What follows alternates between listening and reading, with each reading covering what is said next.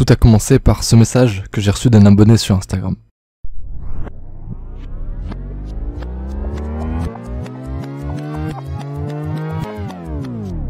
Bon, le projet consiste à créer un jeu de labyrinthe en JavaScript et il doit y avoir un tank, des blocs à détruire et des trésors à récupérer.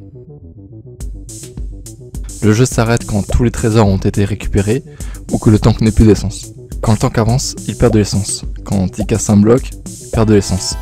Chaque déplacement doit être calculé pour amasser le plus de trésors et donc gagner le plus de points possible. Salut à tous, c'est Chaotiz et aujourd'hui j'embarque avec moi pour la création d'un labyrinthe en JavaScript.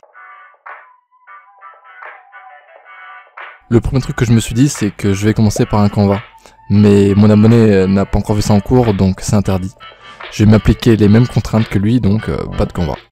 Je vais partir sur un système de grille classique à 2 dimensions, avec des blocs qui font toute la même taille. La largeur devra être de 15 tuiles.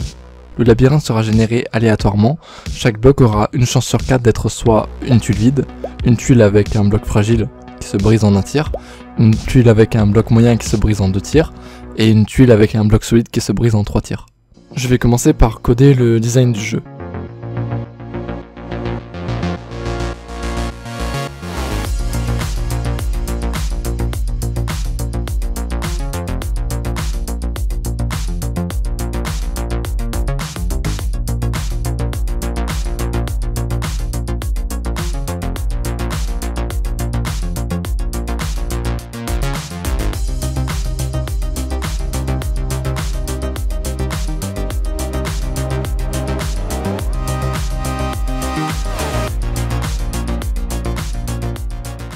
Bon, je me suis inspiré de l'exemple qu'on m'a fourni. Maintenant que le design est prêt, je vais pouvoir coder l'algorithme qui va générer la map.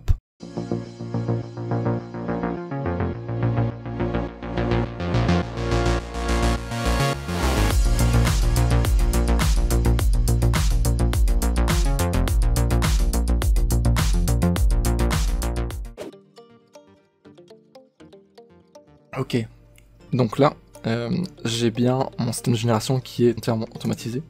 Si j'actualise la page à chaque fois, j'ai une génération qui est différente.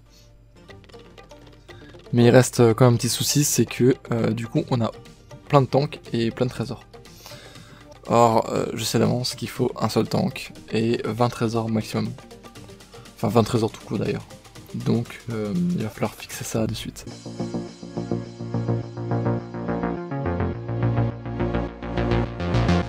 Ok, donc là on a la génération qui est terminée. Il restera plus qu'à faire le cœur du jeu en fait en soi.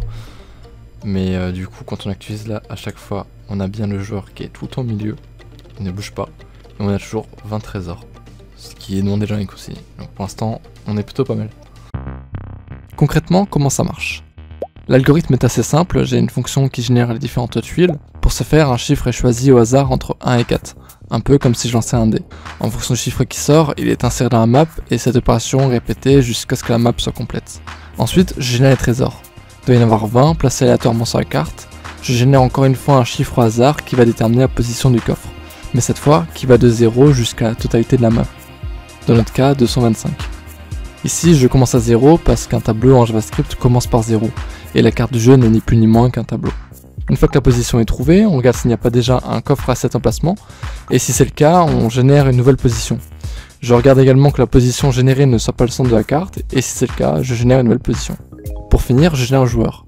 Là c'est hyper simple, je récupère la position au centre de la carte, et je remplace ce qui s'y trouve par le tank. Bon, là il va falloir creuser les méninges. Je vais faire l'algorithme le plus compliqué, qui va être le déplacement du tank. Et il y a plein de façons de faire, et il va falloir trouver la bonne maintenant. Premier truc que je me suis dit, c'est que en fait le tank il peut tourner à gauche et donc il va à gauche, il peut aller que tout droit. Donc pour aller à gauche, il faut qu'il tourne à gauche et qu'il aille tout droit.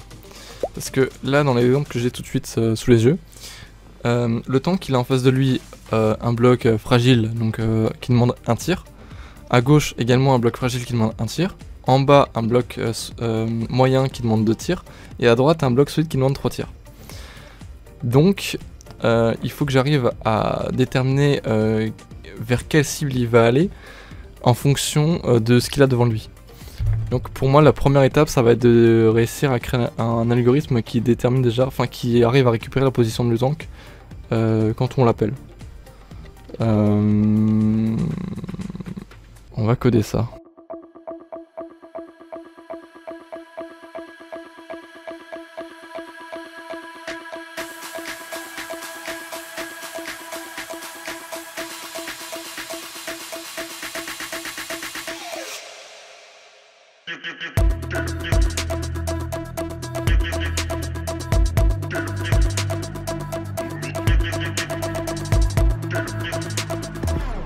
Ok, donc là j'arrive à récupérer la case sur laquelle se trouve le tank. Maintenant, il faut que j'arrive à déterminer la position du tank. Ok, donc là j'ai codé les positions du tank. Donc en gros, si je clique sur les différents boutons, la position elle change.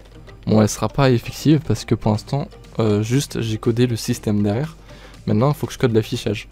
Donc quand le tank est à droite, il faut qu'il s'actualise et qu'il se génère à droite. Ok, donc là normalement, ça devrait fonctionner. On va voir si ça marche. Normalement, si j'ai bien fait mon taf, quand je tourne à droite, le tank est censé tourner à droite. On va actualiser pour être sûr.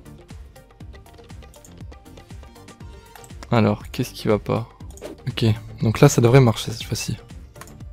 Yes. Eh ben ça marche. Ok. Donc là on peut tourner le tank dans toutes les positions. Pour la rotation du tank, je stocke sa valeur initiale à forwards, qui signifie avant. Lorsqu'on clique sur le bouton pour aller à droite ou à gauche, sa valeur change et prend une nouvelle position. En fonction de la position actuelle, elle sera modifiée en conséquence. Par exemple, si la valeur actuelle est right et que je clique sur aller à droite, la nouvelle valeur sera down. Puis si je reclique sur aller à droite à nouveau, elle passera de down à left, puis de left à forward. Si je clique sur aller à gauche, c'est le même principe, mais dans le sens inverse. Maintenant, il va falloir déterminer, donc en fonction de la position, le bloc qui est en face de lui pour savoir si on peut avancer ou si on peut ne pas avancer.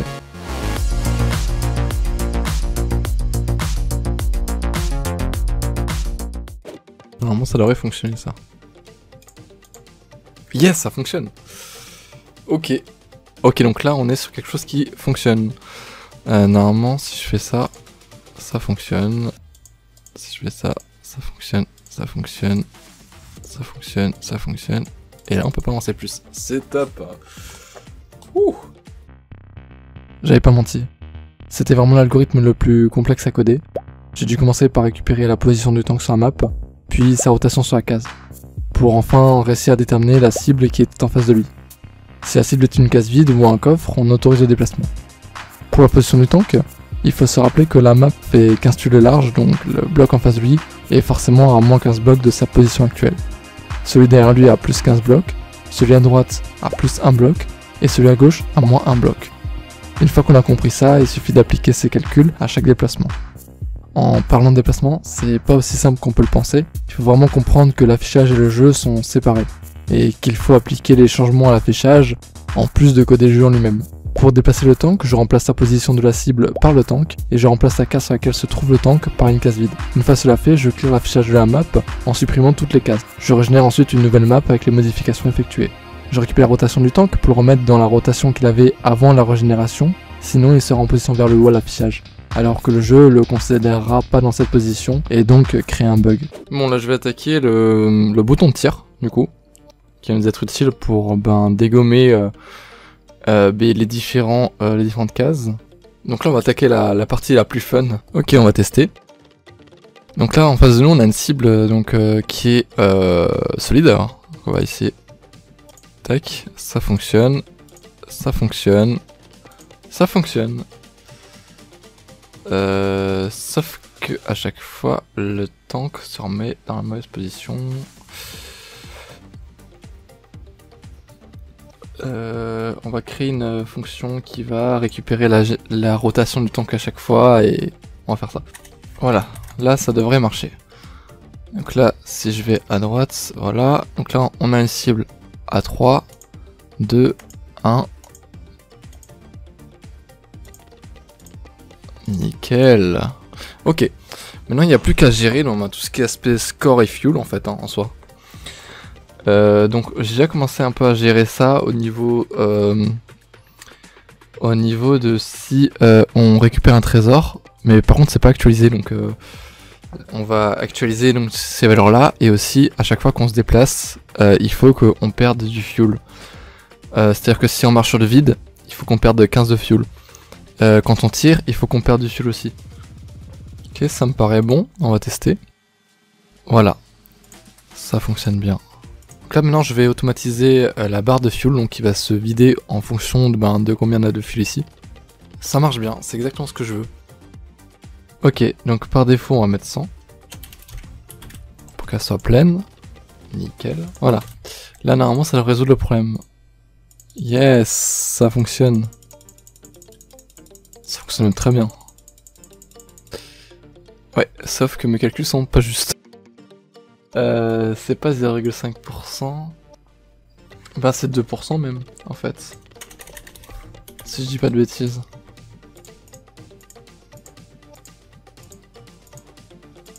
Je suis un génie. Et là c'est fin du jeu, et là on a le pop-up qui dit est-ce qu'on va recommencer. Hop, ça marche. Pour la destruction du bloc, c'est un peu le même principe que pour le déplacement. De la même manière, je récupère le bloc cible, sauf qu'en fonction du bloc en face, je vais faire différentes actions. Par exemple, si la cible est une tuile solide, je la remplace par une tuile moyenne. Je clear ensuite la map comme je le ferai pour le déplacement, et je la régénère avec la modification effectuée. Je récupère la rotation du tank pour l'appliquer à nouveau, sinon il sera en position vers le haut après la régénération de la map. Donc qu'est-ce qui se passe quand on fait un plugin? En fait c'est la même chose qu'un reset. En fait on va simplement faire un reset. Bon ben nickel, on a quelque chose qui fonctionne, et on a même fini en fait. Le jeu là tel qu'il est demandé est prêt. Maintenant on va rajouter 2-3 fonctionnalités en plus. Donc on va rajouter des blocs incassables. On va pas mettre beaucoup, genre 5. Et on va rajouter des barils d'essence. Pareil, on va en mettre 5 je pense. Voilà, normalement là, nice, c'est bon. Donc on a bien des blocs incassables maintenant que c'est rajouté, des barils d'essence. Là on a 42, 46, ça fonctionne, ça marche plutôt bien. Et je suis content, voilà, on a terminé. Bon, il est temps d'essayer notre jeu. Vous retrouverez mon lien GitHub dans la description de la vidéo si vous voulez le tester par vous-même. J'ai pris beaucoup de plaisir à réaliser cette vidéo, j'espère qu'elle vous a plu, et je vous dis à bientôt pour un prochain projet. Ciao. I feel like I'm losing my mind. Is everybody in the world blind? Please Lord give me a sign, a sign. I feel like I'm losing my mind. Is everybody in the world blind? Please Lord give me a sign, a sign. I wanna be the greatest. Everybody on the fake shit. I look around and feel like everybody is the fakest. I make this every day and I'm impatient, hoping one day I blow up from the basement. Statement, the top is so vacant. I don't hear shit that I think is amazing. Waiting for my day.